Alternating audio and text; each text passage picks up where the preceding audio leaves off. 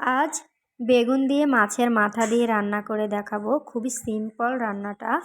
তার জন্য আমি কড়াইতে তেল দিয়ে মাছের মাথাগুলো ভেজে নিচ্ছি। আমি তরকারিটা বসানোর আগে মাছগুলো ভেজে নিয়ে এক সাইডে রেখে দেব। পরবর্তীতে তা তরকারির সাথে অ্যাড করে নেব। এই যে আমি মাছের মাথাগুলো ভেজে নিয়েছি। এখন আমি রান্নাটা বসাবো। তো তার জন্য আমি প্যানে আগে তেল দিয়ে নিয়েছি পরিমাণ মতো। তার সাথে পেঁয়াজ কুচি দিয়ে একটু নেড়ে চেড়ে মশলাগুলো অ্যাড করে নেব। আমি দিয়ে দিচ্ছি কাঁচামরিচ, একটু রসুন বাটা, জিরা পাউডার, তার সাথে দিয়ে দিয়েছি শুকনো মরিচের গুঁড়ো, হলুদ পাউডার, পরিমাণ মতো লবণ। লবণটা প্রথম অবস্থায় কম দিব, পরবর্তীতে রান্নাটা শেষে লবণ চেক করে প্রয়োজন হলে একটু দেব।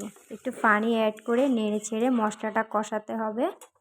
তো আমি একটা ঢাকনা দিয়ে মশলাটা একটু কয়েক সেকেন্ডের জন্য কষতে দিব। তো মশলা কষানো হয়ে গেলে যখন এবার বলক আসতে থাকবে, তেলটা উপরে চলে আসবে মশলা থেকে, তখন আমি বেগুনগুলো দিয়ে একটু কষিয়ে নেব। এই যে আমি এভাবে নেড়ে ছেড়ে মশলাগুলো বেগুনের সাথে মিক্স করে দিব এবং একটা ঢাকনা দিয়ে কষতে দিব, যাতে মশলাগুলো বেগুনের সাথে পুরোপুরিভাবে মিশে যায়। তো ঢাকনা দিয়ে কষিয়ে নিচ্ছি। তার মাঝে মাঝে আমি একটু এভাবে নেড়ে ছেড়ে দিচ্ছি কিছুক্ষণ পর পর, যাতে মশলাটা নিচে দিয়ে লেগে না যায়।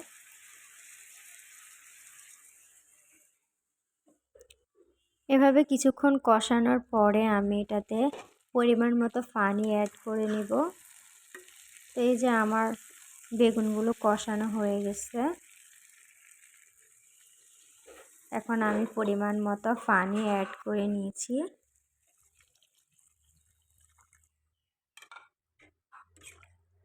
পানিটা অ্যাড করার পরে একটু নেড়ে ছেড়ে পানির সাথে তরকারিটা মিক্স করে আমি একটা ঢাকনা দিয়ে কিছুক্ষণ রেখে দেব পুরোপুরিভাবে সিদ্ধ হওয়ার জন্য।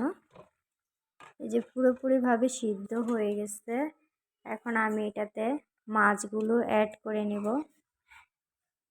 তো এখন আমি মাছটা দিয়ে নিচ্ছি। মাছ দেওয়ার পরে একটু নেড়ে ছেড়ে কয়েকটা বলক আসলে আমি তার উপরে ধনেপাতা দিয়ে চুলা থেকে নামিয়ে নেব।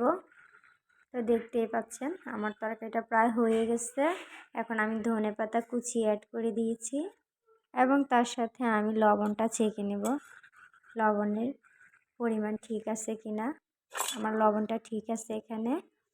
তো এই যে হয়ে গেছে আমার রান্না কমপ্লিট।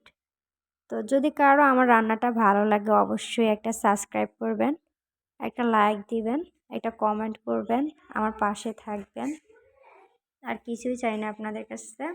সবাই ভালো থাকবেন।